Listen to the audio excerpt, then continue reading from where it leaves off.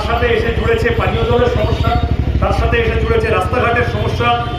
এই আবার বর্ষাকাল আসবে, আবার খানাখন্দে ভরে যাবে সমস্ত রাস্তা, সবেতে কাটমানি, সবেতে তোলাবাজ দাঙ্গাবাজদের বিরুদ্ধে রুটি কাপড়া মাকান কা মুদ্রা, রুজি রুটির কথা নিয়ে লড়াই করতে নেমেছি যাদবপুর।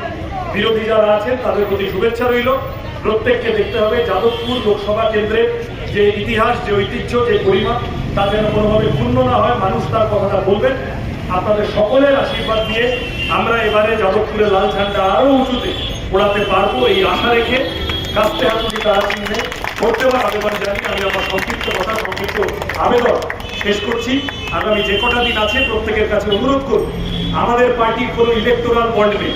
ওরা আমাদের শূন্য বলে, আমরা ইলেকটোরাল বন্ডেও শূন্য, জেলেও শূন্য, ওরা ঠিকই বলে। আপনারা দেখছেন আওয়াজ, রোজকারের হক কথা। For more updates about Awaaz, please subscribe our YouTube channel Rajshekhar thali.